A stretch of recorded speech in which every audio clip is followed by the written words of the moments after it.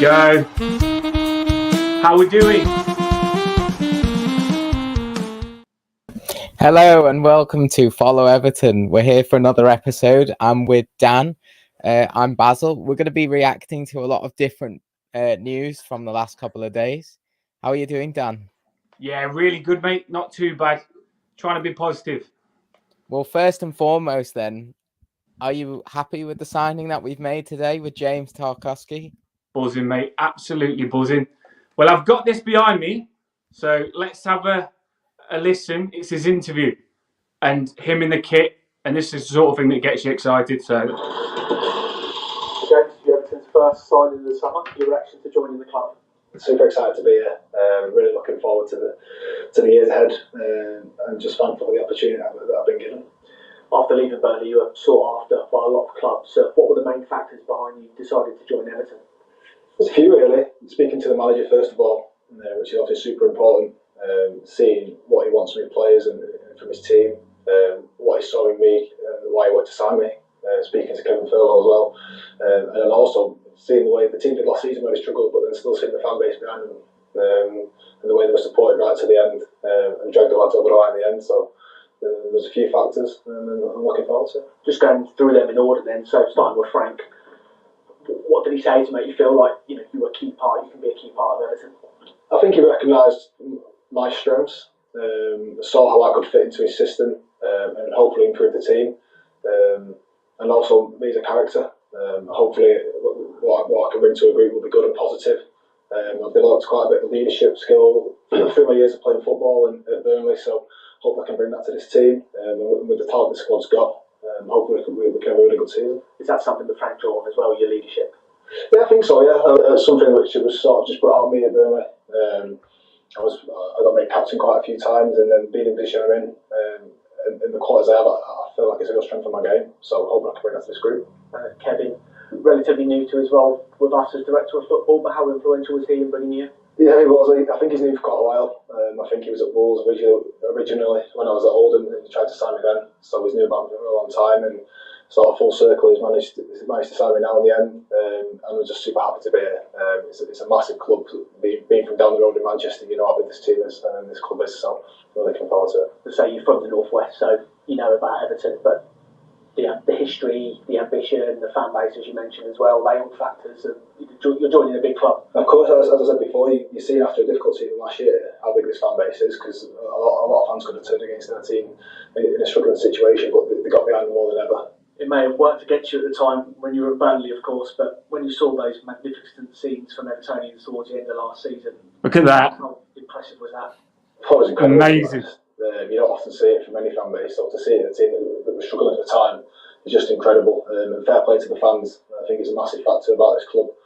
And hopefully successful times ahead, and the fans get something that they can really enjoy. And you've been involved in some lively nights at Goodison as well, so how much are you looking forward to having the fans behind you now? I've enjoyed every minute of playing at Goodison Park before. It's been great, whether we've won or lost. I've just seen the fan base and the atmosphere. I just can't wait to get out there and play myself. And now you're an Evertonian, what would you hope to achieve this season? Just obviously, I know last year was difficult as a club, but hopefully a successful season ahead. As I said before, there's a talented squad there. I've played against the players. Hopefully I can bring some qualities to that, and with a few more additions, I'm sure we'll have a good season. And did you feel the ambition when you were speaking to Frank and Kevin as well? That's really important. It's really important for me. I'm an ambitious person, ambitious player. I want to achieve things, I want to win things, so I'm not just coming here for a bit of a joy up. I mean, to come and be successful. And on the lines of ambition, have you seen the plans for the new stadium and the progress as well? Yeah, I did. I haven't seen the progress as such. I've seen the plans and the outlines and sort of the CGI stuff. Looks super impressive, and I look forward to getting down there and see how it's getting on. So as a player, what qualities do you think you'll bring to this team? Well, first and foremost, I'm a defender. It's something which I've really worked on over the last few years to be the best defender possible. And hopefully I can bring that to the team. But also, I do feel like I'm a good football player. I can move the ball well, I can pass, I can attack the ball in the box. So I feel like I've got myself in a good place as a player to go and be successful at a club like this, and hopefully I can be. You say how much you enjoyed defending. Just last season you were first in the Premier League for clearances, first in the Premier League for shots blocked, second for aerial duels won, and I think across all those categories you're in the top 3 across Europe's top 5 leagues. So how much do you love defending? It's just my job, but I do enjoy it. I do thrive off it. And then when you hear stats like that, it makes you feel even better about how well I played. So I hope I can bring them qualities to this team. And more, because I say, I do feel like I've got a good all-round game, and I hope I can bring that to the team. And away from the actual attributes, playing-wise, you mentioned about your leadership and your experience. Do you feel you can really bring that to the dressing room? I hope so, yeah. Obviously, it's difficult first when you're a new player to really got to settle in and get to know the players and how they react to certain ways. But hopefully, I can bring my leadership skills, because I feel like I'm quite an experienced player now. I've seen a lot, and there's some good young talented players here. So if I can help guide them in whichever way possible, hopefully I can on and off the pitch. And there's plenty of competition in the squad for the centre back spot. So you're hoping that We'll cut it there. But how did you? Have you already watched that? I've seen it. I've seen it, yeah. But I mean, it's good to hear it again. You don't process it the first time round. I'm just slightly worried about the sort of copyright infringement, but yeah. But it's on the Everton website, so it's fine, I think. Yeah, no, it should be fine. No, it's exciting to see that he's made that signing now. Obviously, Everton have been holding back on it because of the FFP sort of debacle with Burnley and Leeds and what's been going on. But now it's great to actually get a signing over the line. I think, well, I was feeling really nervous, like we've not been doing anything at all. Don't know about you, but we need to start getting some signings in. I mean, we're back to pre-season on Monday, so it's good to get one over the line. Yeah, it's just a massive sign for us, because we need a leader in defence. And like you just heard on the video, he was saying that I really like what he just said. I'm going to help the young guns, and hopefully they'll get better with me, and I'll lead them. Basically, everything I want him to be, he looks like he's going to come in and be, because everything that I've said about him, he's just come out and said himself. And for me, that's massive, because he knows the problems, and this is the right role for him. Everton, it looks like I think when he said he had a word with Lampard as well, Lampard was probably a good bribe for him to come to Everton. I think you've just broken up there, but I mean, Michael Keane, whatever he's been teaching the younger ones, the likes of Godfrey and Holgate and Branthwaite, they seem to be getting worse. So it almost is a good time to bring someone like Tarkowski in, who's 29 now, and he'll be teaching them proper defending. I mean, look at his stats; he's like the best interceptions and I think clearances last year, and second for heading. So his defensive stats are top, and he talked a lot about how he's going to bring in, his passing ability back into his game. And let's see how he kind of works in this sloppy Everton defense with his defensive ability when he starts to be a bit more expansive. But it is an exciting signing, and we've stolen Burnley's chief centre back, as Robbie says. We've got a sweet deal there, because they were kind of on our backs, weren't they? And now we've got their defender and they've gone down. I think a few people was after him. Can you hear me okay? Yeah, a few people was after him, wasn't they? Yeah, I heard the likes of Aston Villa were after him. I think there was a couple more.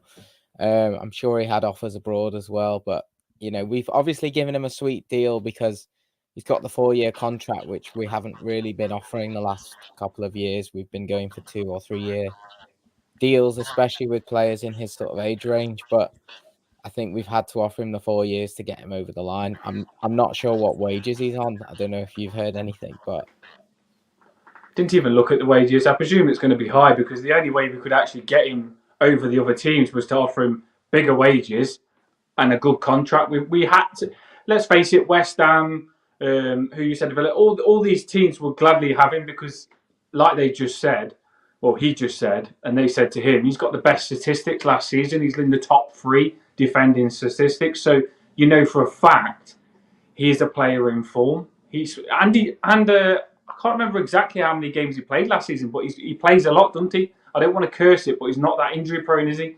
Yeah, his record's pretty good. He barely misses a match, which is unlike Everton players. I mean, Michael Keane didn't miss many games last season. I think he started 31 games, which is quite a good record for us. So we might see that partnership reformed between those two, which was quite successful at Burnley, from what I remember. But we'll have to see. It's not the ideal partnership. I think everyone wouldn't put Keane in there at all, or Holgate. But we'll have to see. The main one that everybody I'm seeing at the moment is putting with Tarkowski is Godfrey. Yeah. 2 fighters and the combination of speed and pace. Like Godfrey can back him up on the speed and stuff like that. And I can't wait, because if we start the season with Tarkowski and Godfrey and they do well, it could set us off really well, and it could be a really good combination. Who's to say they both don't play 30 plus games all season and be the best defence next season? Because if Tarkowski does what he did last season and is in the top 3 statistics and gets Godfrey, who we all think has loads of potential to play like him, then our centre-backs could be sorted. And one thing he does do is talk about England, although kind of, not for long. He just says that his club form is the most important thing in order to get him back to the internationals. You're looking at it, and Holgate, Keane, Tarkowski and Godfrey, all English players, all will want to go to the World Cup, all really nowhere near it at the moment. But if they have a good season, half season, they've got a chance, and they're competing with each other first and foremost to get in the 11, and then they've give themselves a chance of going to the World Cup. Yeah, 100% agree with you. I was just thinking, like, another subject we'll touch on is Jesse Lingard. He's another English player, and the amount of English players that we've got is good, because you do need them in your team. Plus, these ain't bad English players. Like, for me, Dele Alli as well is another big one next season that needs to turn it on and be the player that we want him to be. Yeah, he's got a chance next season. Just go through a couple of these comments while they're on the subject of Tarkowski. We want to wish Mark well. He says he's got COVID at the moment. And get better, Mark. Robbie's saying he's another 5+ signings. Well, we'll have to see. We're gonna probably a lot are gonna go out and a lot are gonna come in. Hopefully. Let's see what else we've got. Ryan did say we fought off Dortmund for him, which was, that's a coup in itself. And Dave saying Keane was shite in the 31 games he played in, and you've got to agree with that.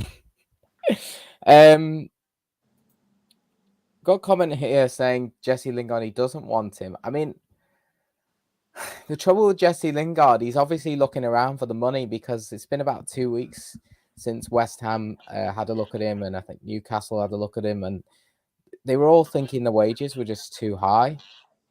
Is he someone you would put the wages into and take a punt on? I mean, he's 29 in himself. I'd go for him, I would. I had this conversation last night with a few Everton fans, and it was like 50-50. 50% of them were saying no, 50 were saying yes. Because I can see some points where they're saying no, but for me, I can also see my points why I would have him. Like, I've heard some people say you need young players to come into Everton that are going to make a name for themselves and be more hungry. And I thought to myself, yes, we do going forward, but those young players are going to cost a lot of money. Young players ain't cheap nowadays, especially the young English players as well. They cost a lot of money. Even if you hadn't, I think, who was the one that's going to Brentford that we was interested? Was it Potter? I think it's Potter has played with Gordon. But he's 20 million. He's only young. These young players cost a lot of money, and we haven't got the money to spend. And the fact that Lingard, this is what I pointed out, Lingard could come to Everton. We don't pay nothing to get him, and then we just pay his wages spread out. If we had him 1 season or 2, it would be good for Everton's FFP situation, I think. And he is a player that is proven in the Premier League. He's not that much of a risk, because when he went to West Ham, he was cracking, wasn't he? Yeah, I mean, Robbie's saying he's 600k a month. I mean, I don't think we would pay him that. There's no way we would pay him that much money a month. It would break our wage structure. Surely it can't be 600k a month. I read it was 150 a week. Well, that would be 600, wouldn't it? But I think that we can haggle that deal though, can't we, Basil? Well, surely. I think Yerry Mina on 120. We can't go any higher than that. Surely we can't be breaking the structure. I mean, we're going to come on to Brands' interview, but he talks about this sort of battle between the wage structure of signing one player over another, and that sort of issue. Whether you bring somebody the likes of Lingard in, who who wants well over 100k, and you'll have the rest of the squad on 60, 70k. You know, he's got to perform at that level. Dave Weston says he's on 70 at United. I mean, the thing is, he's a free transfer, isn't he? So we're not paying anything in the transfer fee. So we get a huge sign-on fee, and then he might take slightly more But that's normal wages. we at the age of you. How old did you just say he was? 29. He's 29. 29. We paid 25 million for Allen at 28, and we paid about 20 million for Takeover, didn't we? At age 28, 29 as well. So if you think about that, we paid around 20 million for those players, and we're paying nothing for this and just paying his wages. It's kind of a better deal than what we used to do. Like, well, Matthew says he wants 185. It seems like everyone knows something different. So it's obviously going to be a case of the club are going to sit down with him and, you know, just work out what he actually wants, get his agent together and see if we can come up with a deal. I think the way it's going to go with Lingard is he wants this, what you're saying. Everyone, I already read West Ham are interested, but they won't pay 150k a week. That's what I read. And then it's going to be the same with everyone. No one wants to pay those wages. And then eventually it's going to go down to about 100k a week. That's what I'm thinking. And if it does go down to that for one season or two, until our FFP situation can sort out, I would bring him in. What's your thoughts on it though, Basil? Because we haven't spoke about this in the WhatsApp group. No, I mean, in January he was the one I would have gone for, not Dele Alli, and then we came out with the Dele Alli, and I was a bit like, I would have preferred Lingard for that, but for that situation, but because of what he did on loan at West Ham, it just seemed to fit him, that sort of size of club, and he was kind of became the main man. At United, he's just amongst a load of superstars. He just really struggled to do anything really, and I think he thrives on being like, that person who you say wants the ball.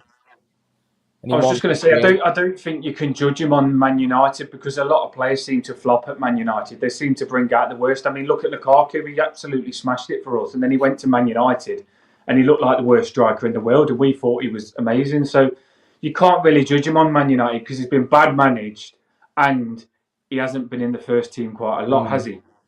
I think some Man United fans did want Lingard to play, but he didn't get the chances that he deserved, if you know what I mean. Yeah, I think so. I mean, the manager was just picking and choosing his players last year. We've got the comment here with, This is a good one. Let's go through this one. He's picking up on some of the key kind of players that people have been talking about and have been linked with us. Eriksen, Brozier, Dennis, Gallagher. I don't know how much time we've got to go through kind of signings today, but we can touch on this for sure because we know Dennis has been linked quite heavily in the last couple of days. Some are saying he's very close to signing. Brozier seems to have cooled off a little bit, and I heard Newcastle were in for him. And then you've got to get it done quick, otherwise other teams will come in for him. Yeah. Like you said, maybe it's gone quiet because it's getting done. Hopefully the deal gets done quick. I think the Richarlison deal needed to go through, and then Dennis will. But I do believe that we'll get him. Do you? I think we will. Yeah, I think we will. He's the tick. I mean, we'll get Eriksen. I wish we can get him. Will we get him? Don't know. Brozier, I don't know what's happening with him. I know there's always talk about him. Gallagher, please, Gallagher, if you can listen to this, get to Everton because you are the main player that we need, Gallagher. We would love to get you, but Gallagher is the main player out of all them that I would like, to be fair, because he's a future player and he's an amazing player for me. Yeah, I think it would be a loan. I don't think they'd let us have him, but especially now we've used our sort of bait that we could have had in the deal. It would be a loan. I think Eriksen's looking at other places. So we'll have to see. Brozier and Dennis, certainly sort of realistic signings.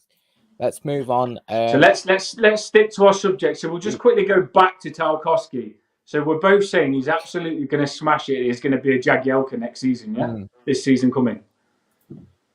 I think he is. He could be the next Jagielka. I mean, he hasn't got the pace that Jagielka's got. We've got to stick him with Godfrey. I mean, if he plays with Mina, I just don't know what happens there. Do we just, we have to drop off 10 yards every time they play together? I think Do we'd you be know? really Do you know solid. with a centre back, if they've got the football brain that Tarkowski's got, like Jagielka wasn't that fast, but if they've got that football brain, they're 2 steps ahead and they look fast because they read the game. And Tarkowski has got that about him. And I can't wait for that first game to see Tarkowski play for us and be a leader, because I think that first game he's itching to play. It's going to be all guns blazing. And it was really interesting hearing him say that the fans was a big reason that he come to us, because he thought our fans, he even said our fans could have turned on Everton at the end, but they didn't. They got behind them, and he said the fan was a massive draw for him. So I feel like he is going to become one of our favourite players. We're going to love him, and he's going to love us. And I think it's going to happen very, very quick. See, I'm not sure how quickly it will happen, because he's going to come in, and he spoke of it himself. He doesn't want to come in and try and be a leader from day one, because he doesn't really know the players apart from Michael Keane. So he's got to get used to them and build the respect up, and put in some solid performances, and then he'll get that respect. He'll become probably a starter. And Do you know what he needs? Do you know what he needs to do, Basil? He needs to do one of those Richarlison tackles 2 minutes in, and that's it. One of those Richarlison tackles 2 minutes in. It's like when Godfrey first come to us.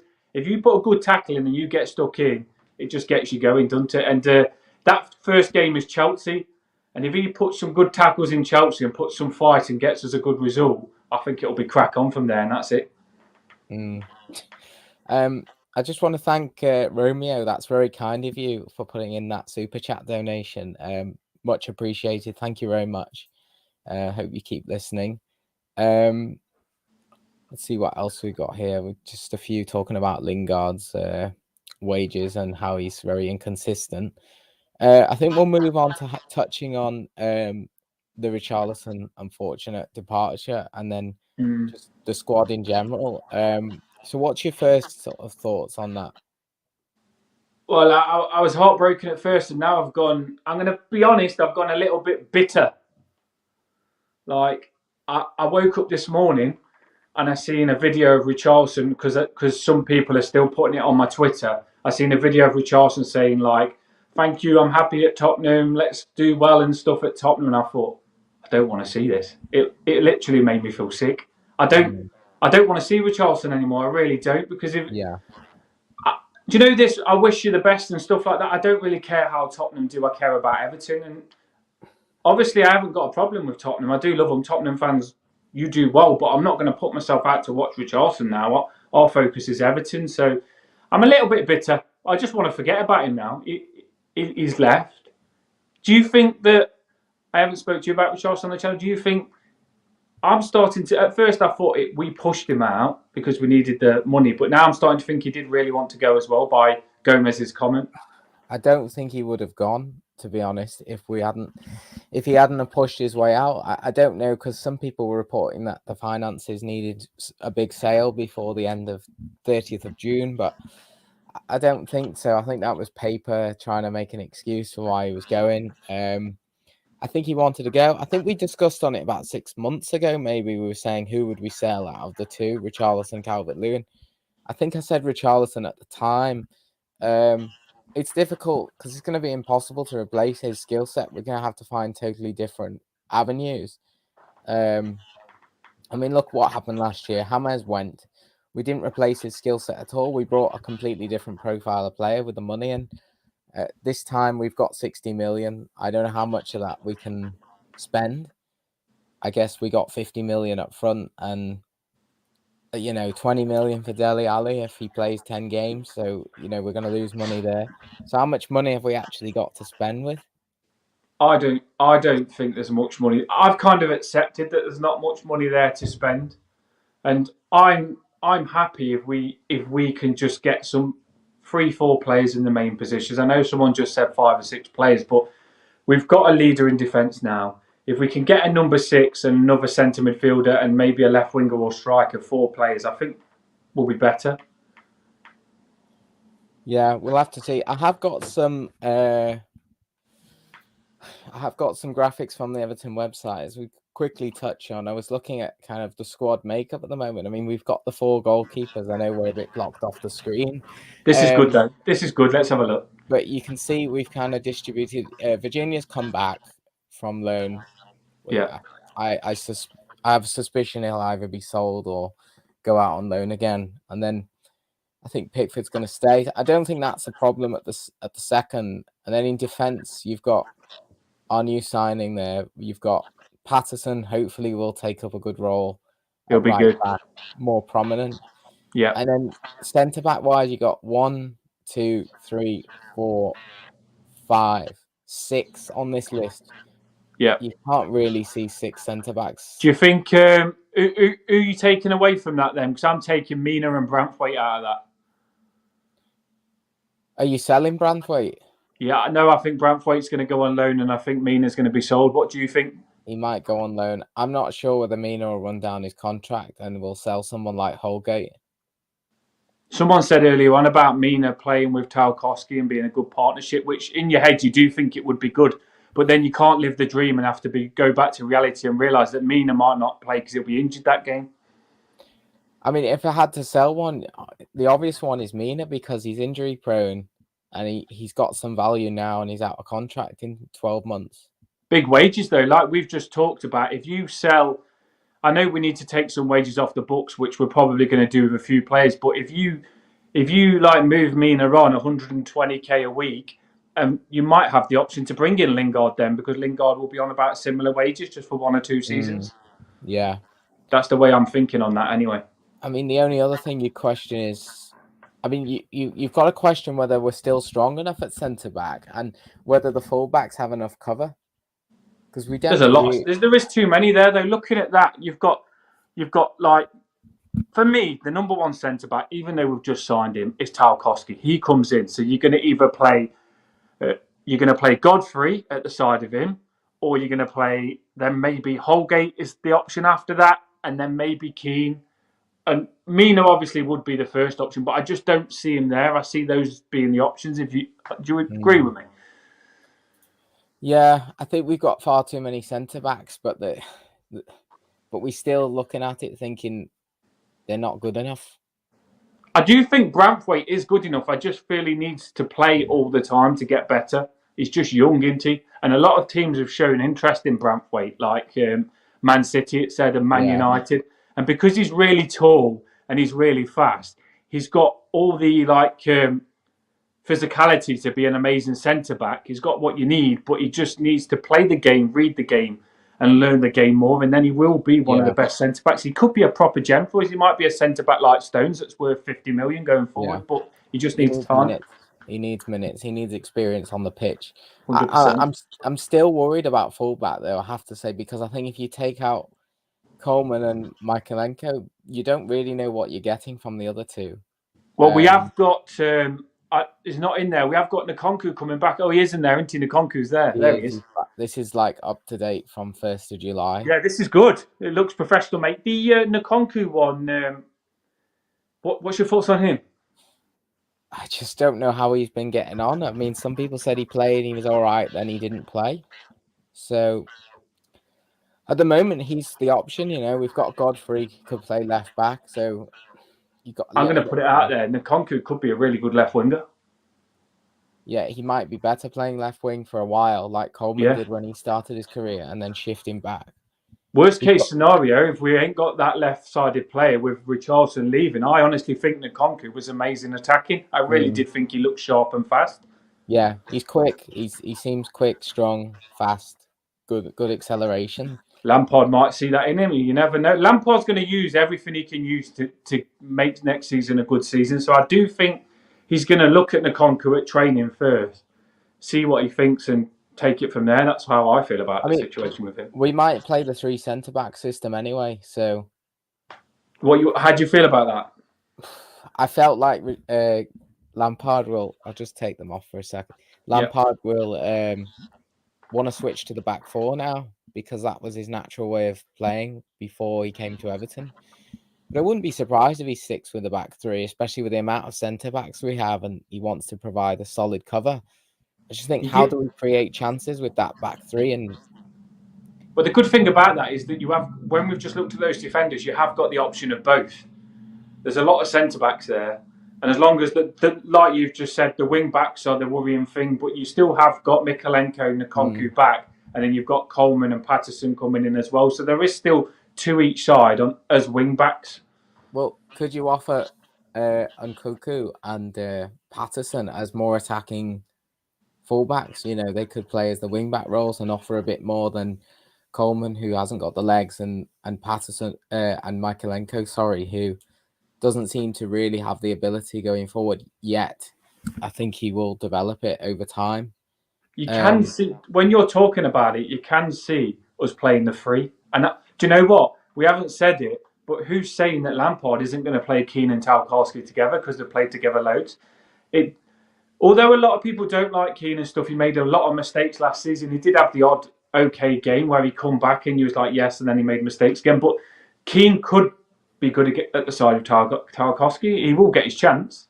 They play together. They know each other. They know each other's game. Yeah, I mean, Ryan saying Nkunku, Godfrey and Patterson have the pace. It's something I said last year that I'd prefer to see Godfrey as middle centre-back sweeper. And then you can have the slower centre-backs either side, but you've always got that one in the middle who can cover the space in behind. Well, for me, my biggest problem, and you will know this as well, was set pieces. It was absolutely shambles last season. We was diabolical on set pieces, and I'm really hoping that our best header was Keane, and he isn't the best, but he was our best header. Mina maybe when he's on as well, but he just wasn't there, was he? So we had to defend with just Keane that can head a ball, because let's face it, Holgate can't head a ball, and Godfrey really bad at heading the ball. So Tarkowski coming in is going to be someone that's really good at set pieces for me, and he will massively help us out on that area. Richarlison was a good set piece asset in both boxes. I mean, he used to cover the near post, so we'll have to find a new player there. Moving on to just quickly on the midfield, but if you just look at the defenders, amount of the defenders, and then the amount of midfielders, there's a whole imbalance there. It's not. It's not a good midfield, is it?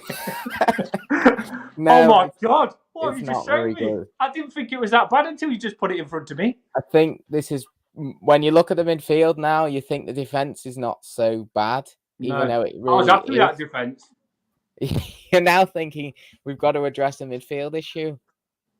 Do you know what though? If you put Gallagher in that midfield, it makes Allen and Decore look a lot better to me straight away. I'm looking at Allen and I'm looking at Decore playing with Gallagher sometimes in a free, and that could be a cracking combination because Decore's got the engine, Gallagher's good on the ball, and he's got an engine, and Allen can be the clever player. And in my head, that's what I would dream could happen because it would be a cracking combination. What's your thoughts? Let's just go through this while it's here because it's a good little tool. What's your thoughts on Gomez? He needs to go. He is going to go though, isn't he? I think. Yeah. But then I read his message this morning to Richarlison, and it really did sound like he said he's going to be staying. Didn't you get that? Oh, I haven't seen that message yet. Oh, it was just a message saying to Richarlison, like, you're off your leash, go and do well, basically. I didn't really like the message, I think, because it was like basically saying it was holding Richarlison back when Everton could be good if it wasn't for all the mess that's gone on. But I don't know. It has been said that Gomez is going to go to Benfica or someone like that and that a deal's going to be done. So let's hope that it has, because I am game for Gomez moving. I am. So. And I know he barely played last year, and I think that was down to injuries as much as anything else. He was not available too much of the season. You may as well count him out.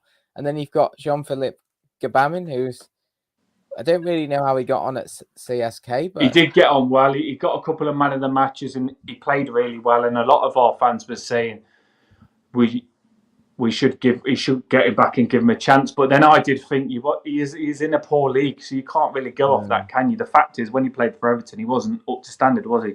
Well, he was in a good league. Well, not a good league, a sort of poorish league at Mainz. Yeah. And he stood out every week. So I don't know, but I'd give him the pre-season a few weeks to see what Lampard thinks of him. And then what have you got next? You've got the aging. Tom. We'll go for Tom. What do you think on Tom? I think another one we can't rely on him. You know, before his injury year, people were screaming, get rid of him. The thing is with Tom Davies is I'm number one for it. I'm saying he ain't good enough. And the reason I say he ain't good enough is because he lacks that sharpness on speed and he loses the ball in midfield quite a bit. And he just isn't fast enough for me. But then I did watch a video of him training with Calvert-Lewin, and I think someone said on my Twitter that he's got a new diet person and an exercise person that's proper getting him into shape. And I looked at him when he was training with Calvert-Lewin, and I thought, you know what?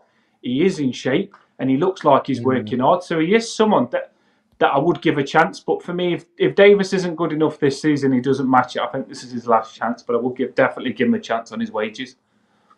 Yeah, I think, you've got 5 subs next year, so you've got to have depth in the midfield. So, I mean, he is a squad player. He could play in the squad. It's just if he's starting every week, you just don't know what to say. And I just don't know what his best position is, because he came in as in sort of number 8. And then What's number 6. What's Dele Alli come under? Not Dele Alli. What's Wobie come under? Sorry, I think he's gone in the attack, even though he's kind of. I thought he would be. Yeah, I don't know where to put him because he could be at wing back. So he could be. Yeah, he could be right wing. He could be like number 10, and he also wasn't that bad in that centre midfield position when we couldn't get a good centre midfielder, was he? Well, I don't see him as an attacker really anymore. I don't think he's good enough for that role. I think he can play other roles in midfield and a wing back. He's basically a midfielder, isn't he? Yeah. And then you've got he's definitely going to be handy because he's finished the season really, really well. We put a shift in, and he looked decent. So I think Iwobi will be a good player, but he's one that can play all over, and that's definitely what we need. What do you think on Ali? Last one. I don't know what to make of him. He needs a run of games. I think now's the opportunity. You've got rid of Richarlison, so the little jigsaw problem that you had with Richarlison and Calvert-Lewin and Ali fitting together, I think that's gone. I think you can put Ali right up with Calvert-Lewin. It's kind of like you could even play a 4-4-1-1 if you wanted to, but you get them close to each other and then get 2 natural wingers in to put crosses in the box for them to thrive off. Yeah, I do think Ali. I think there's a cracking player in him. I do. I just think he needs to get going. He didn't. Last season wasn't the season for him. He's not a player to come in a relegation battle. He's a player that needs to get the ball and just do his thing. He's not one for running about and stuff like that. He needs us to start passing him, getting him on the ball and stuff like that. But I do think Dele Alli could be cracking. But that's the reason, like we was just talking about Lingard, that's the reason I'm yes for Lingard, because I do feel that Lingard and Ali could be a good combination. I really do. I think them two up top, because they know each other and they've got that sort of swag, right? Let's do it together. Let's boss the Premier League a bit up top. And I think they could be a good combo, Lingard and Ali. Yeah, I think so. I mean, one more thing on the midfield. If we are going to play 3 in midfield, which we don't know, there's only 5 of them there. You play 3 of them. Was there 6 of them? Sorry. But if you play 3 of them and a couple are out injured, you've got no midfielder on the bench. So alarm bells are screaming that we need to sign midfielders. 100%. I do think we'll sign 2 midfielders at least, though. I think we'll get a number 6 and we'll bring someone else into that midfield. Maybe a loan and a signing, I'd say. And then into the attack, we've actually got more attackers than midfielders. Let's have a look at this. This could be scary, this attacking one. Here we go.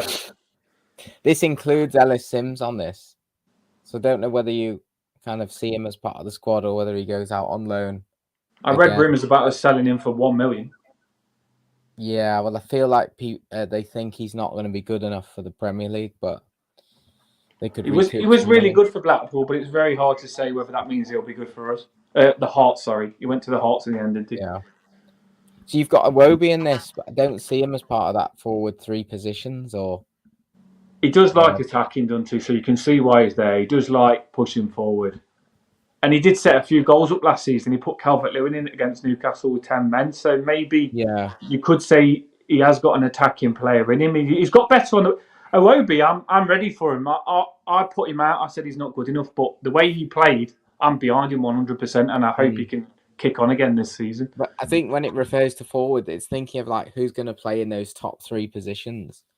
So the 2 wide options and the striker. What do you think of... Andros Townsend, because he was one. Do you know what? I really rate Andros Townsend because he come out in that interview on the Sports Channel and he was so honest. Some players come out and say everything you want to hear and just say all the good things. Say we will get better. we was good, but we was just unlucky. That's what you always hear. We was unlucky. But Townsend come in that interview and he said we wasn't good enough. We needed to. Lampard wanted to see who's got the character, who's good enough. Lampard wasn't. Townsend wasn't saying that it's acceptable. He's saying things have got to get better, and I liked hearing that from him. Yeah, he's a consummate professional, isn't he? Yes. Townsend. He puts his effort. He puts his all in. I think he hasn't really had the chance to play under Lampard that much. He's been injured, so we'll have to see what he thinks of him. I never felt at the start of the Lampard era that he was really favouring him.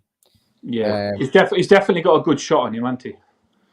He has got a very good shot. I am a bit worried now. Once you take Richarlison out of this, I'm looking at it really worried about any sort of outstanding quality. I mean, I would have said Calvert-Lewin 12 months ago, but we don't know. What do you think on Gray? Because I thought a lot of people have gone off Gray just because he didn't finish how he started, but I still think there's a cracking player in him. He doesn't get spoken about enough. Yeah, he is. He's a really good player, but how consistent is he going to be? And if we're relying on that front three of Calvert-Lewin, Gray, and Gordon, maybe, and a bit of help from Townsend. Can you go from show me the midfield again and then go back to the strikers? Because who's going to give those attacking players that we've just looked at service here? Well, the quality on the ball is shocking from all of them, apart from Dele Alli. That's my point. Maybe if you look at now, we've just looked at those attacking players. Who here in this midfield is going to give them service? That's what makes me worried, because I'm looking at this now.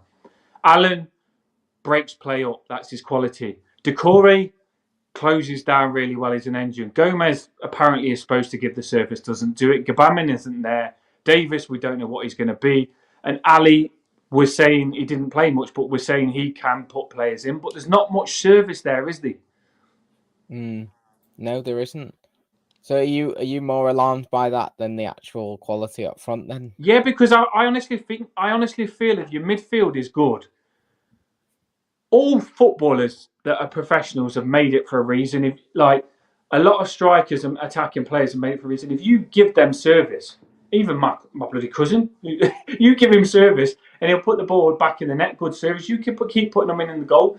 And that's why a lot of our attacking players got a lot of stick for not having shots on target and stuff like that. But the fact is, no matter what these strikers and attacking players do, if our midfield isn't giving them service, that's the reason we haven't had shots on target, because of our midfield, not because of our attacking players. And it's control of the game as well. They don't control the midfield, those players. We have to go from back to front really quickly because they can't take the ball and have any ability to control. You've got to bring in Gallagher or Ericsson, at least one of the two into that midfield to help. Even Ericsson's not going to drive with it. I mean, he will use the ball really well, and he'll control the game, but he's not going to drive forward with it. You need a driver, you need a controller, you need a breaker upper. Well, Lampard.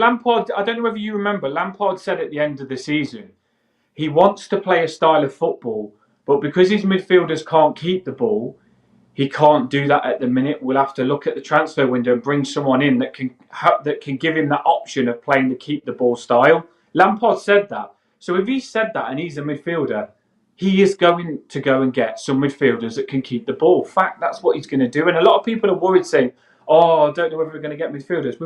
Lampard will bring some midfielders in. He isn't just going to leave that.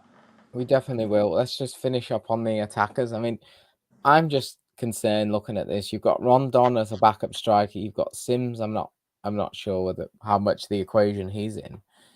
So you've basically, to me, because I count Iwobi as a midfielder, you've got Calvert-Lewin, Gray, Townsend, and Gordon. That's 4 players bound to get injured. And I've got Dobbin in there as well. I think he'll be in there. Yeah, Dobbin could come in there. My biggest alarm is the fact that Richarlison's gone. So now that Calvert-Lewin, if he gets injured, who plays up front? Because Richarlison played up front for the majority of last season for that reason. It's a lot of pressure on other players if you haven't got a striker. If Calvert-Lewin, like you say, does get injured, where's the goals going to come from? Because you do need the fact is, you need goals to win games. So not only have you lost, your left wing threat and that dynamism and that work rate, but you've lost someone who can also be quite an effective striker in a different way. If you haven't got your main striker fit, we've got to replace our second striker. Do you think Dennis is like a really good replacement for Richarlison? Because when I talk about Dennis, I actually think he's the exact same player as Richarlison. I think he can play left wing, but I also think there's a striker in him as well. Yeah, I think he could play both roles. I don't know how good he is. I really don't. But then we didn't know how good Richarlison was going to be when he came in. Sometimes you need to go for that player who can make the step up and play with slightly better quality players and then stand out a bit more. Yeah, we've just got to take a risk. Sometimes it pays off. That's football, isn't it? Sometimes you take a risk and they end up good. Sometimes they might not. It'll be interesting to see Brozier as well.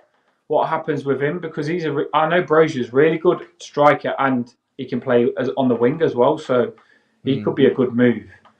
But that could be cracking as well. Let's have a look. Have you got something else coming up now? I keep looking at your Everton top because I ain't got it and you've got it. No, we're going to move on to talk about that now. I'm just going to say, everyone who's watching, thanks for sticking with us. There's about 50 of you now. Yes, 50.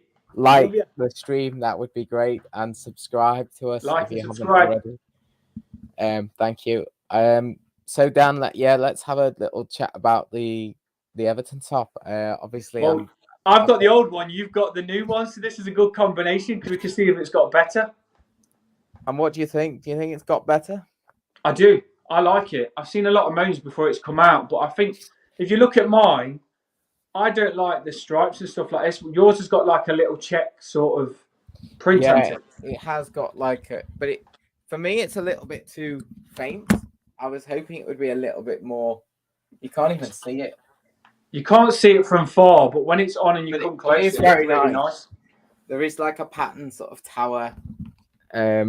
So you've got mine's got more prints here, hasn't it? Yours has got 2. There's now 2. There used to be 4.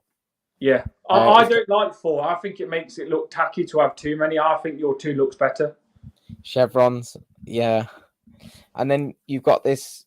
This is more kind of simplified, possibly more elegant. The collar being I like the collar of white. I think I did want like a polo, like sort of collar, but I do think the white rim on yours stands out and goes nice with all the white in the top and brings all the white out pretty nice. And then I think there's some. Oh no, there isn't. There's some white on that side. There's some. What do you think? Stand up. Let's have a look at the main thing that everybody moaned about, the stake sign. Hang on, I'm not in the right area. There we go. There's the stake sign. Look, yeah. What do you think of the logo? Then that's what people was moaning about. I mean, it's huge. It's huge, isn't it? But Chang was huge, though. I don't mind it. I mean, is it more the fact it's a betting sponsor than anything, though, isn't it? Not the size and the style. I do think Chang was a really big sponsor, but once you got used to it, it looked nice. And stake isn't a word. It doesn't say gamble. It just says stake. Most people won't even associate it as betting until they actually look up what it is.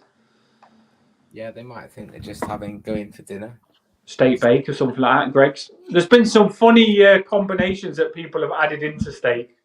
Yeah, I've seen a few of them. There are some funny ones. Yeah, I'm not bothered. I think we've had to make this adjustment because of our financial situation. I don't know, but do you know what? While we're talking about kits, we'll hit it properly. What do you think about? Because I went through them online. I'm spending on Everton kits. I'm getting the retro ones. I'm getting the new ones. I can't help it. I'm addicted to Everton at the minute. But what did you think of the purple one, the training one? Is this year's?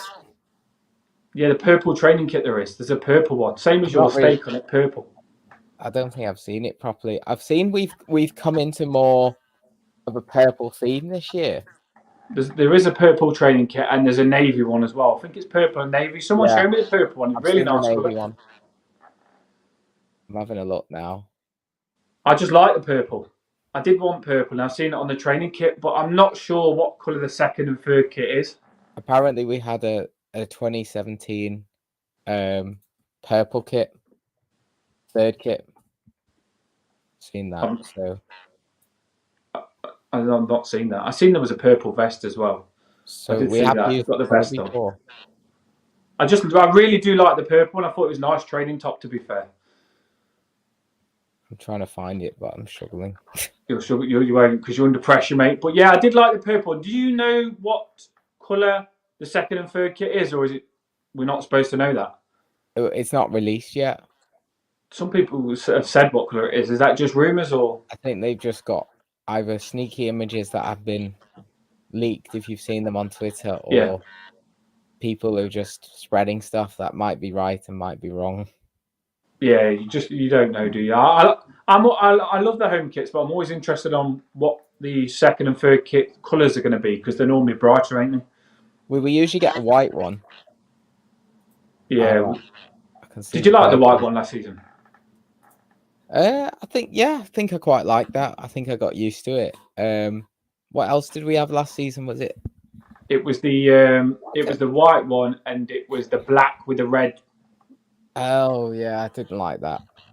No, that's because I don't like red on the kit. Well, it wasn't red. It was meant to be pink, but I always seen it as red. It was meant to be orange or something. I tried to get it. I think eventually just forgot about it. But I'm looking at the purple now, so it's like a kind of light lilac-y purple. It's nice colour, and it'll definitely appeal to the more female market as well, which is good. But it's nice. Yeah, I would try that on. I wouldn't be surprised if we have a purple third kit then. Well, Ryan on the channel did say he thinks that the third kit is purple. He thinks it's going to be purple, which I'd be happy about. Is it purple and black? I think he said. Yeah, that could be nice. I imagine we'll still have a white. I definitely think we've got a navy coming. A navy blue? Yeah, I do. I think the second one's going to be navy, and I think the other one's going to be purple. Do you not think that would clash too much with other? Because the idea is you have different colours for different combinations. I know. I think that as well. Obviously, this is kind of it's royal, but you could say navy. But I just got a feeling navy. I don't know why. We have had navy before, haven't we? This is already nearly navy. It's just not as dark. I did want gold. I wanted gold. I did. It looks slightly lighter than your one, this one, but then the light could be different. Yeah, well, I've got the light on above. You've got. Do you know what? A lot of people love Kazoo. I wasn't a big fan of Kazoo. That is still quite a big. That's quite a big logo, look. Yeah. You say that yours is massive, but there ain't a lot of difference. I thought Kazoo is big, thick writing, look. Yeah. It's good that we ended up with the tops on so we can clash them, compare them, and see what we think. And it looks like we planned this, but we didn't because I was just gonna wear anything. So there we go. Good technique by both of us. I definitely think yours is better though. I really do. The fit is looser. Because I've got the one you've got on now.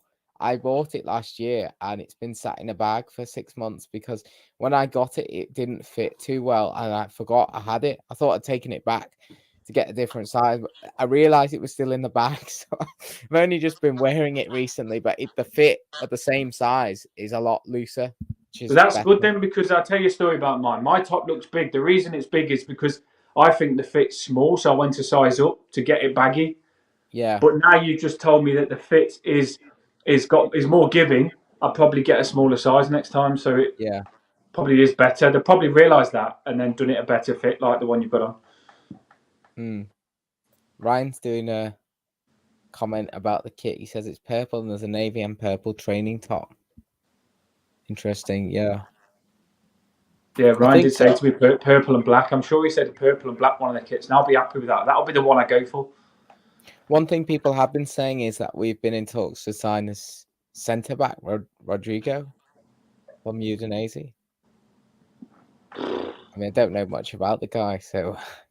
I have heard someone say about a number 6. We've been in talks with a number 6 but it's all rumours, isn't it? You just don't know, do you? We just don't know. I mean, we've had a few comments while we've been going on about everyone wants something different. Some people are requesting a centre mid, someone a defender, someone a striker. We are not going to be able to solve all the problems in this window. We haven't got the money. It'd be interesting to see. People on the channel now, like and subscribe. How much people to comment now, because we all know you love commenting. We love reading your comments. Comment now. How much do you think overall we're going to spend this window? That's going to be an interesting one, isn't it? Because we are completely in the no. We haven't got a clue. Like you said earlier on, we don't even know if we're going to get the key money to spend, the one that you went Juventus. We don't know if we're going to get that money. And we also don't even know if we're going to get any of the Richarlison money to spend. Well, the Keane money is not meant to come through till next year. Is it not? Unless we sell it, because he's on a 2-year loan. Oh, So we ain't getting that there. There was talk about us taking a cheaper kind of exit on it. Instead of getting like 23, we get like 18, and he goes now, so we get the money quickly. I would have done whatever we could do to get it done early, because I feel like we need the money more now than we'll need it next season. 50 million. 50, that would have been more my guess. Jason thinks freeze. Nothing. Spake Mike's isn't saying nothing. It could be true. Hope not, but it could be true. 25 to 30 from Peter. That's what I'm thinking. We're going to be proper on a budget. I'm thinking that we're going to have 25 to 30. And I also think that it's going to be loans and free transfers is how we're going to have to do our business. I honestly think we'll probably only sign one player from now, and it's going to be loans. And I might be wrong. I hope I'm wrong. No, I wouldn't be surprised. I mean, we just don't know whether have we cleared the sort of financial 3-year period? That's what people are saying. We've had to sell Richarlison to sort of box off the last 3 years and move on. Does that mean we can spend money now because we've just about met the quota from that? Can we just start spending a bit of money and then have new debt problems? But well, we do. This is where everything interlinks, doesn't it? Like we're talking about that now. And then in my head, I'm starting to think the owner thing that's just happened. These owners have just pulled out. Has Mashiri got the back in?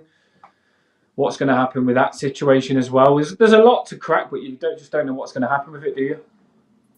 No. Mark's saying Dennis for 20 mil, Lingard free.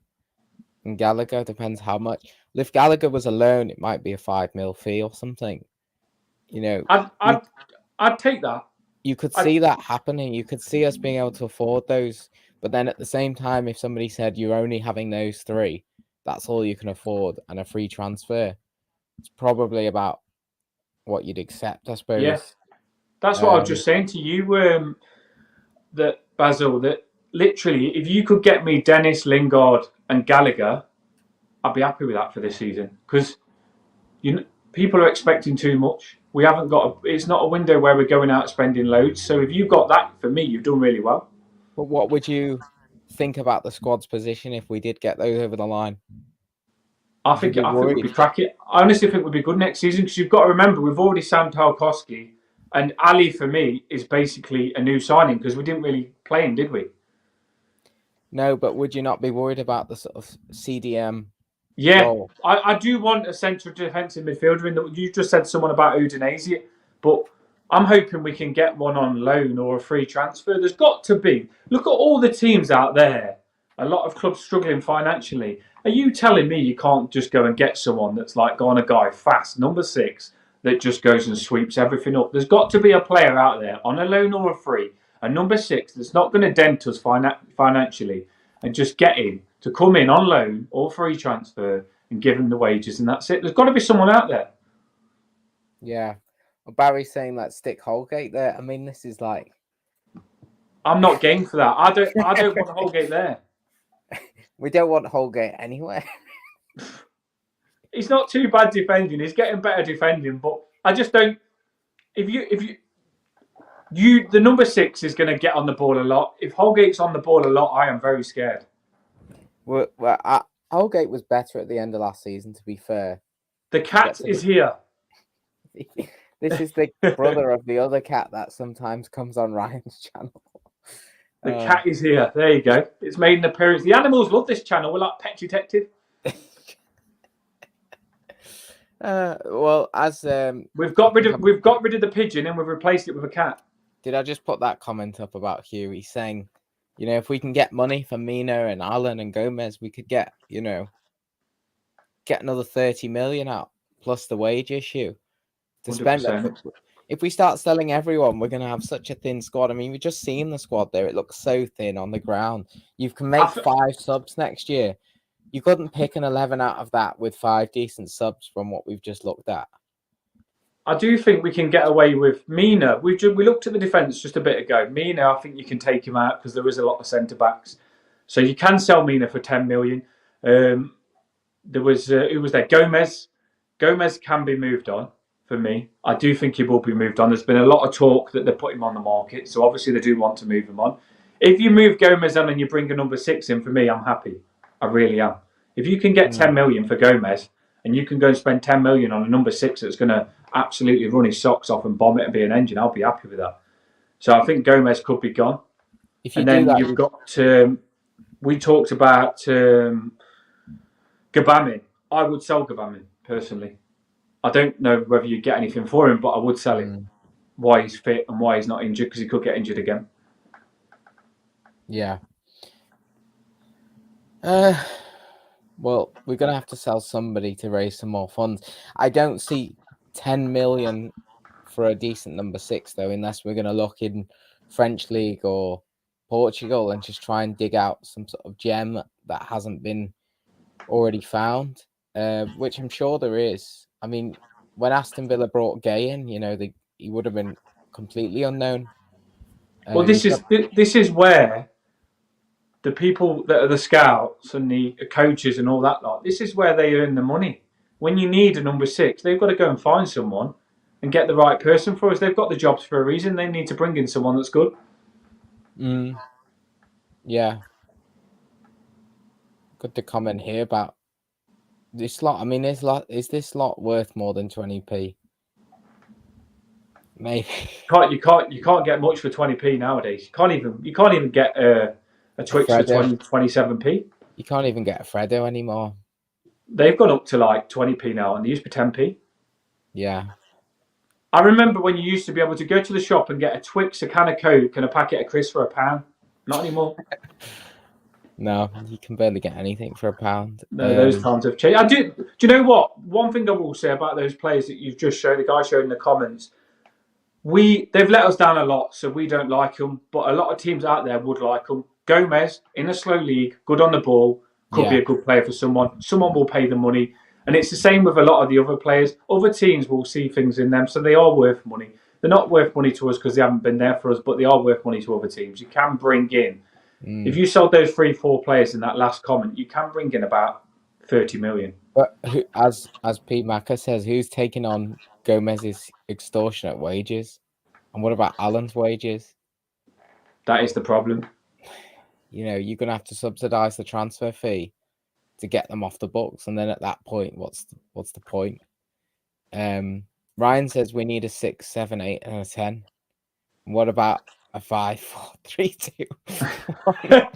As Ryan just said every number there. What about 11, 12, 13, 14, Ryan?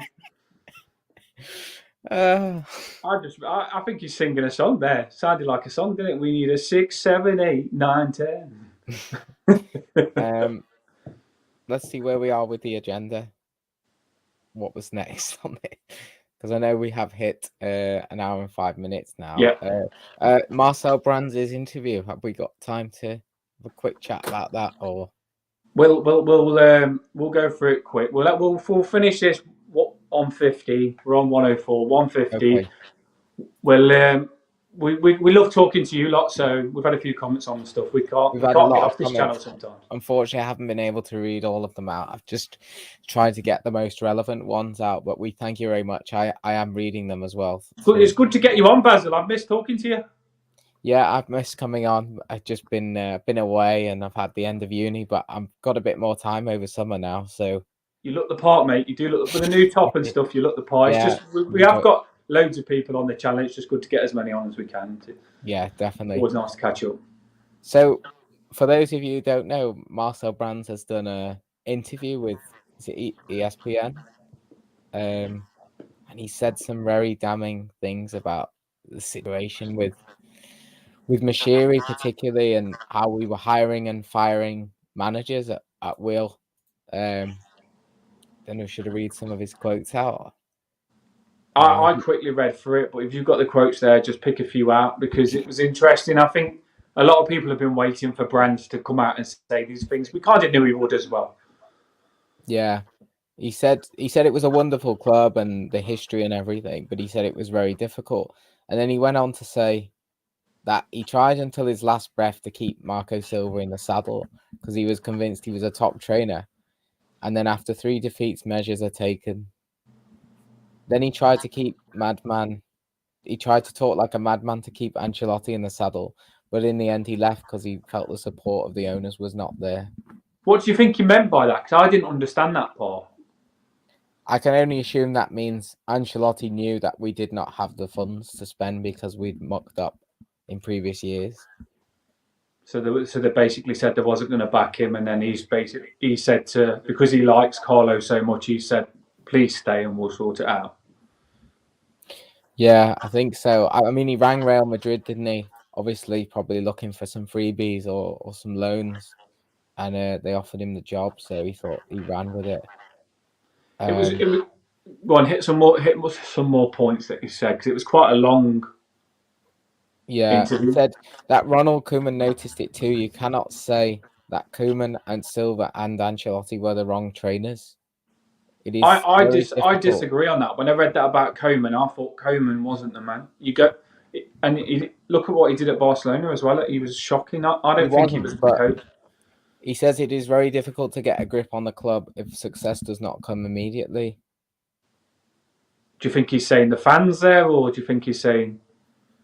I think what he's saying is that we've had, and he doesn't mention Martinez, but we've had decent names or names that have gone on to also, they've managed the national teams in the shape of Martinez with Belgium and Koeman with Holland, and then we've had Silva, who's done a good job with Fulham, and we've got Ancelotti winning the Champions League.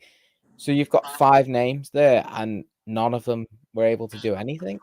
You can twist it though. You can say that Martinez went to Belgium with the best team I've ever seen and done nothing with Belgium, and been really bad at Belgium. And then you can say the same with who else? Who else did you just say that left us? Koeman. He went to Barcelona. He didn't really do that well for me at Barcelona. I think what he's trying to say is that these managers are not as bad as they were made out to be, and they should have had more time. Each of them didn't have enough time, and that the owner's too trigger happy to just clear off the manager, and then I think he touches on he didn't like Benitez, did he? He did not like Benitez. I don't think he wanted Benitez. No. I'm just looking for the comment about signings. He said, to give an example, every time a trainer is fired, the whole team has to leave. That way you don't build anything up. That's a waste of money. Is he on about all the coaching stuff and stuff like that? When you sell a manager, it all changes. Yeah, he's saying everything has to leave. And then you're left with players that don't really fit the system of the new manager. So they have to be replaced, but that takes time. Well, that part is true. It is true because if you, like your coaching stuff, basically if you're in a job, like you're in a business, it takes a while to get your business good. And if a coaching staff's there and he's in for a year or 2 years, and then it changes and it changes and changes, your business is going to be like all over the place. And that's probably what he means by that. So it is true. Yeah. And then sort of lastly, he's saying, I was fighting to make a player contract of 50 grand a week, 45 grand a week, because that fitted players in the wage structure and matched the qualities of the player. And the owner called saying that he'd been sitting with another player and that he could come for 175,000 a week. Then you say, what's that going to do to the dressing room? He earns 3 times as much as the others. That makes that kind of thing makes it difficult. You can see the difference with clubs where the structure is good. Liverpool has grown; they've become really stable under Klopp. You don't see any crazy transfers anymore. we've just seen Nuno come in for 85 million. Yeah, I think he's talking about the wage. I know what you mean, though. He is talking about, they have got, I hate talking about the Red Sharks, I can't be arsed with them, but they have got, they've got business bang on at the minute because they sell players that ain't even that good for a lot of money just because they've got a good name for themselves at the minute. And they're also really good at bringing young players in. And they've just got everything right. But for me, if you're at the top of the table and you're competing in big competitions, everything goes well for you and players want to come and it's easier. But because we're not in that, maybe if we was in top four, we'd be having all players coming to us easier and it'd be easier for us. It's kind of always a conflict in the last 5 years between signing players who are older and experienced, who want more money, or young players who aren't proven. We different managers, different styles. We've just ended up in a mess. And what did you think of that comment that you just said about people on different wages and different egos in the changing room? Someone sitting next to someone that's on small wages and big wages. Do you think there's been a lot of conflict on players on different wages and stuff like that? Because I bet you that does go on. I bet you if you've got Gordon there sitting, I don't know what's Gordon's wages. Do you know? Say he's on 30-40k, and then he's sitting next to Gomez on 90k or something like that. He's probably thinking, you're getting paid that and you're not, you know what I mean? You're not playing as well as me. I'm Gordon and I've smashed it this season and kept us up. And you're Gomez and you couldn't even get in the team and you're still getting paid 90k. I bet they do have little conflicts, you know. But the likes of Gomez, who came for half a season and performed, got his big contract move, and now Gordon sat there and he'll probably get a big contract move if he keeps performing at that level. So, you know, you've just got to prove yourself to get the contract. But we can't have a huge mismatch in wage structure. And we have a lot on kind of, most of them are on between like 50 and 120, aren't they? Yeah, they are. That's because we've got them young. The players that we've got young, we've offered them low wages. The players that have come in that are old, Mina, Gabamin, Allen, every player that's come in that's 28, they've gone for the big wages, ain't they? They're all on the big wages for that. Even Calvert-Lewin, I don't think his wages are that big because he started out young. But that's it, isn't it? You've got Coleman's on about 60 from what I understand.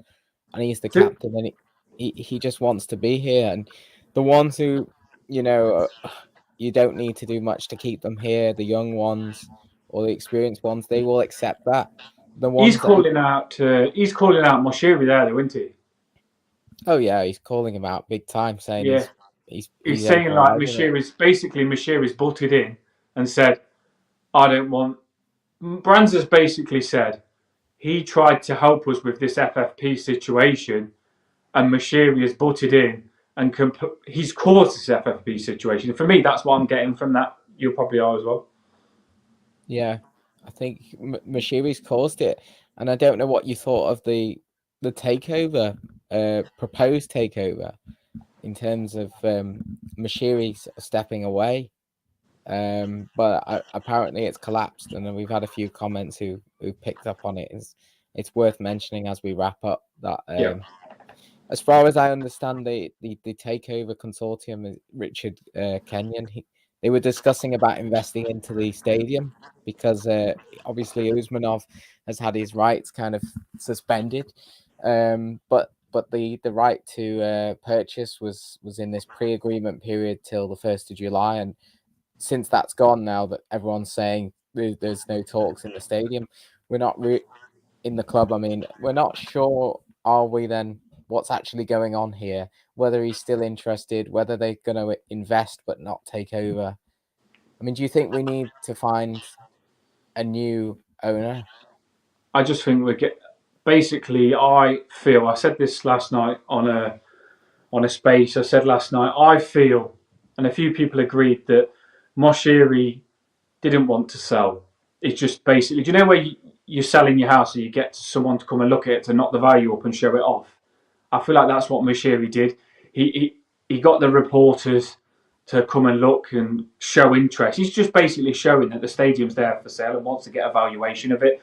And I don't think it was going to happen. It was just like literally Moshiri finding, he ain't going to sell that before the stadium's built. That's worth a lot more money when the stadium's built.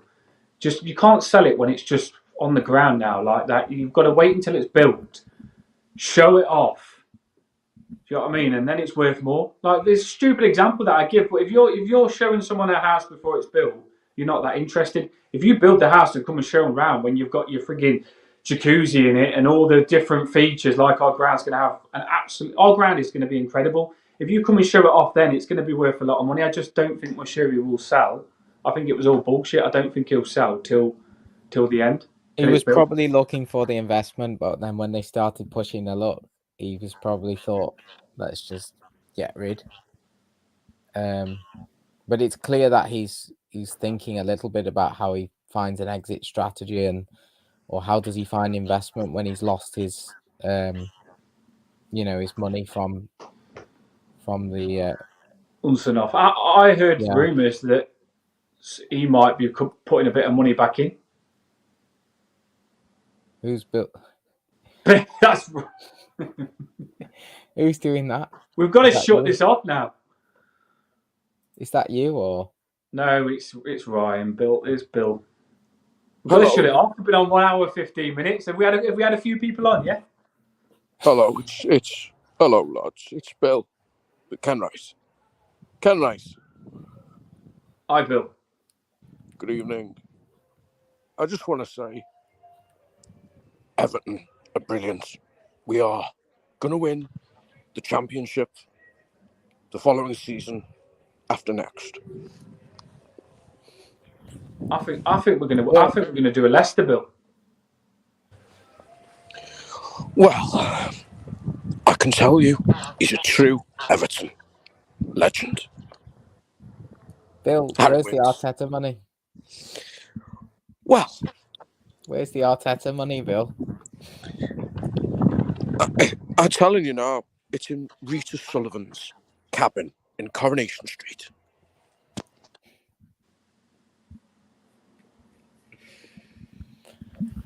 Got a new channel, guest. Here we go, Bill. Right. Thanks, Bill. Cheers, Bill. He always makes an appearance, doesn't he, Bill? Yeah, you just don't expect him, but thanks for coming on. Cheers, Bill. I think we're going to wrap up there. Yeah, we've gone through quite a few things. We should, like say, we've hit the subjects. Tarkowski, Richarlison leaving. Your kit, amazing, looks good. We're happy with it. We said we're happy with the kit. Well, hello, folks. It's Harry Redknapp here, Frank's uncle.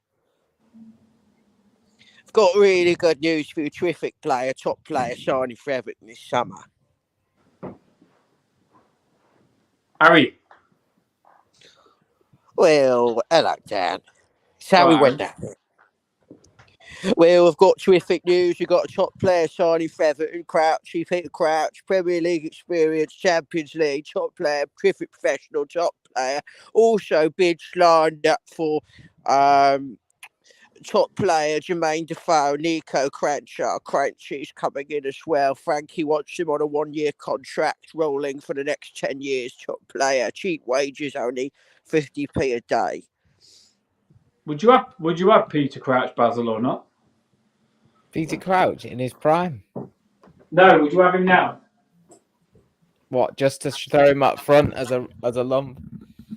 Yeah, big striker. He did score. I remember our Crouch. He played up front against Tony Hibbert once at Goodison Park. Top player, terrific, top professional. Tony Hibbert played centre back. Anyway, boys, nice to speak to you. Take care. See you later, Harry. Find us some good signings, Harry. Good CDM. He was proper dodgy, he was, wasn't he, Harry? Can you remember him at Portsmouth? No. He brought some proper dodgy players in Portsmouth, didn't he? Awesome. Yes, good evening, Dan. How are you doing, Austin? You all right? I did not see the previous stream, but yes, I'm good and good signing for you. Is a young player coming from Arsenal. Who we got? His name is Hector Bellerin. Hector Bellerin. He doesn't even play for Arsenal anymore. I can say he doesn't play for Arsenal. No, he doesn't, because he's playing for Everton next season. Who does he play for? I don't even know who Bellerin plays for.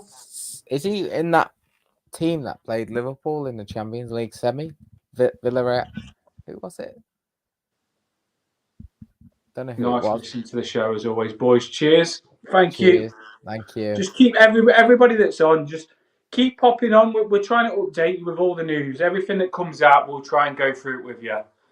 We'll read your comments, and basically, we can't wait for the season to start, and we want people to like and subscribe, because when the season starts, last season was crazy. The match reaction is always amazing and stuff like that, and we want you all to be on the channel and stuff like that. We'll read your comments out, and we want to get this channel booming. If we can get the subscribers up and the likes up, then more people will listen and stuff, and we can do more stuff, and it'll be fun. Amen. Thank you very much, Dan, for joining us today. Yes, mate. Nice speaking to you. Really nice speaking to you. We've gone through it nice there. It wasn't that stressful until you got that midfield on the screen. It got a little bit stressful then, but it hasn't been too bad. But that was a good gadget to go through the players, because it's different. To get them up in your face is different to just thinking of individual players. Putting them up there together was good. Good little tool.